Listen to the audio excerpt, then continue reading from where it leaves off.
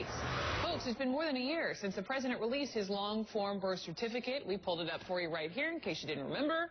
You can also look it up online. It is there for everyone to see. But it is still not good enough for some people. This issue came up just a couple weeks ago in a meeting of a Michigan Tea Party group. And Senate candidate and former Congressman Pete Hoekstra has said this to them. Take a listen.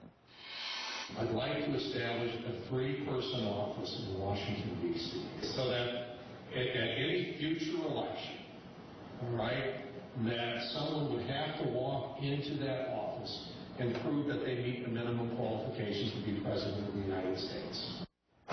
That Senate candidate is Pete Hoekstra. He joins me now on the phone. Mr. Hoekstra, welcome to you. Let me just begin with, after 4 years of the media and conservatives digging for evidence that President Obama wasn't born here and coming up with nothing, we need a federal office to do that? Well, actually, I think that it is a proposed solution, whether it's an office, whether it's a responsibility of something, some other organization. You know, when you're a candidate for office, I fill out hundreds of pages of documents to verify each and every contribution that comes to my campaign. I have to fill out pages and pages that list every asset that I own, and you would think that the United States of America could go through a very simple process that says, hey, I want to run for president, and there'd just be a person that would say, okay, here are the minimum qualifications. There's an age requirement. There's a birth requirement. Yep. Now, show that you meet these requirements, and we'll move on. Very simple. Solve the problem. We'll never have this kind of debate or question again, and we can talk about the real issues, which are the economy. Okay, hang on. Before you talk about the economy, it does not have to be that hard. Let me just, so I'm hearing you correctly, whether it's an office, whether it's appointed folks from some other organization, you want positions to make sure that these candidates are born in the USA. What I want is I want to make sure that candidates who run for the office of the president meet the minimum requirements. This has nothing to do about Barack Obama. This has nothing to do about the past. This is all looking forward and saying, you know, we have requirements in place. We have requirements in some states where people, when they go to vote, they've got to show a driver's license. You would think that we could at least make sure that when someone decides to run for office that we know that they meet the minimum requirements, and we'll never have this kind of debate again. Let's talk about the real issues. How can you say, though, that this is not about President Obama? Because, you know, that's not my focus. My focus is I want to make sure this never happens again. Let's talk about the real issues in this campaign. For someone else, it may be about President Obama, and so be it for them. For me, it is not. Mr. Hoekstra. It is an argument that shouldn't be taken. It could be fixed very, very quickly and very easily so that, you know, that people know that the certification has taken place. Congressman, let me just interject. Forgive me. Let me just argument to have today. Hang on a second. Let me just play a little bit more. These are more of your comments from that Tea Party meeting. Roll it.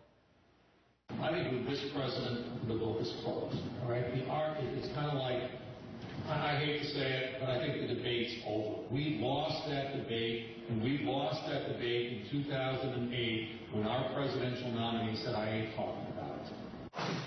So what opportunity did John Cain miss in 2008? That's what you were talking about. And do you believe that President Obama's birth certificate is real?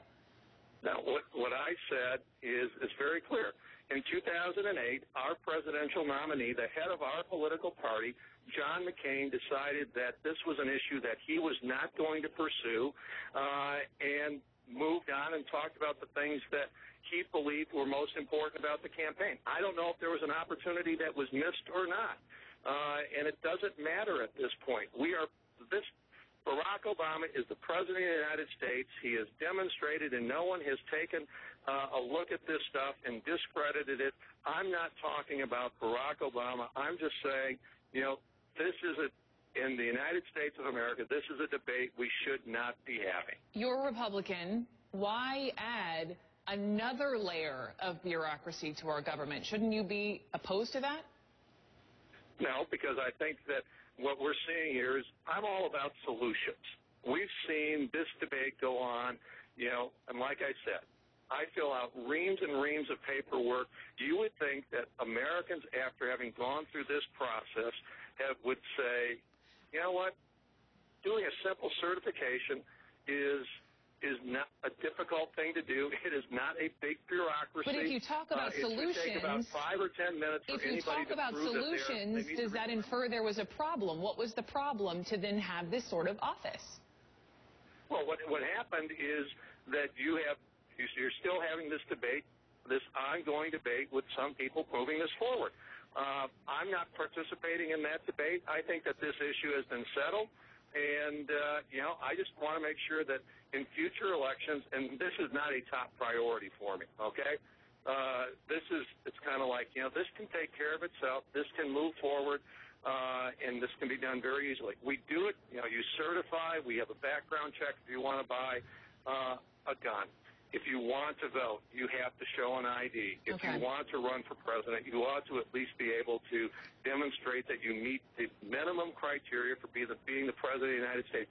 This is not that hard. It's a whole lot easier than a lot of the other paperwork that I have to fill out to run for I understand. Let me turn the conversation to this, because you made national news when you ran this ad in Michigan against your Senate opponent during the Super Bowl. Here it is. Thank you, Michigan Senator Debbie Spend It Now. Debbie spends so much American money. You borrow more and more from us.